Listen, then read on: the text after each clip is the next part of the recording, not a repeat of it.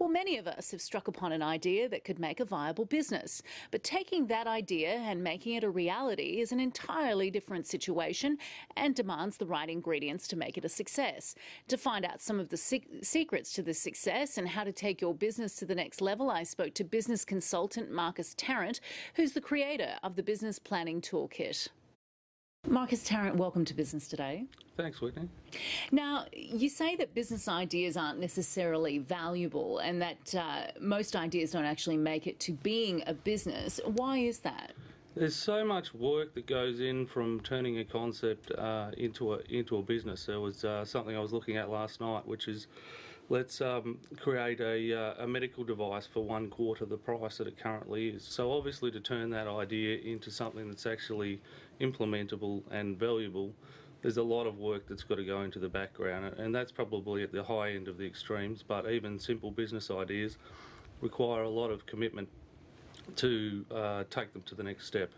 Most people who start a business, they call it a startup. Yep. And you say that startups aren't necessarily a business. That's right. Can you just explain that myth? A startup is a journey to find a business. So a startup is, I've got this idea and I want to create a business around it.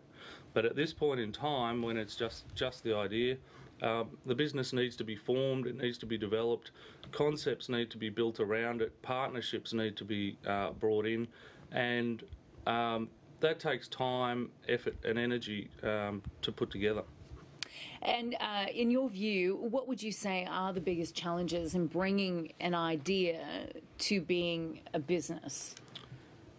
Being flexible, I think, is one of the key things you need to consider, because when you create your idea, what you're looking for is the problem in the customer's mind and how that problem can actually be solved by whatever it is that you're going to be doing. Now, chances are you've got that problem slightly wrong. And what you need to do through your journey, your startup journey, is to identify more clearly exactly what that problem is. And it might be slightly different to what you thought, and it might mean you need an entirely different business model.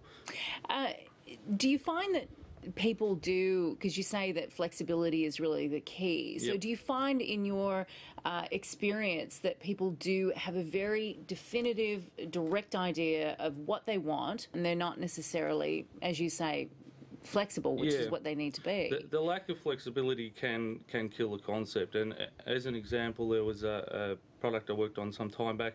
It could be done in either hardware or software. The inventors were very focused on hardware. They wanted to build things and sell them. The market feedback said this needs to be done as software and it needs to operate with our existing hardware.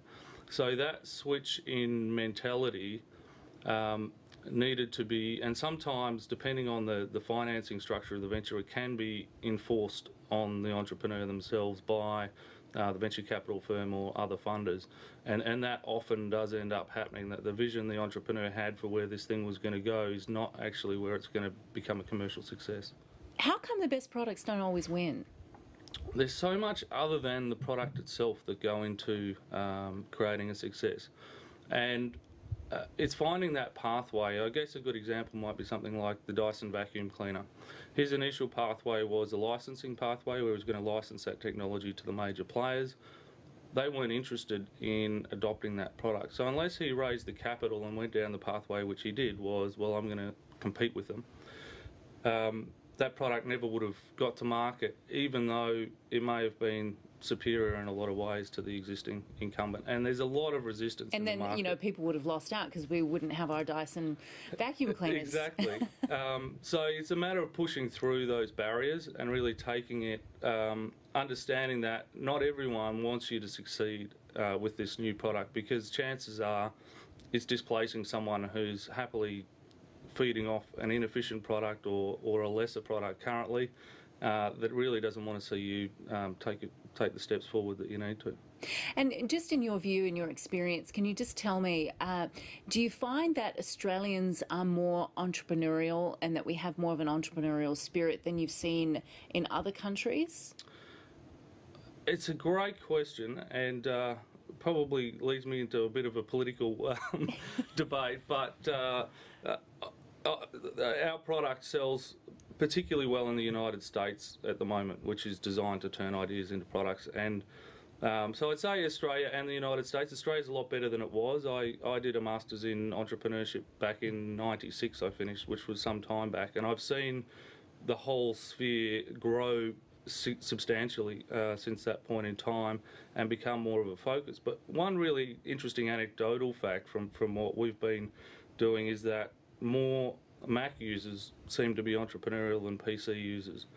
Most of our clients use a Mac to turn their ideas into products. That's interesting. Is that because creative minds? I think it is, and I was at a thing called Startup Weekend. I was a mentor there a couple of weeks ago in Melbourne, and there's one coming up in Sydney.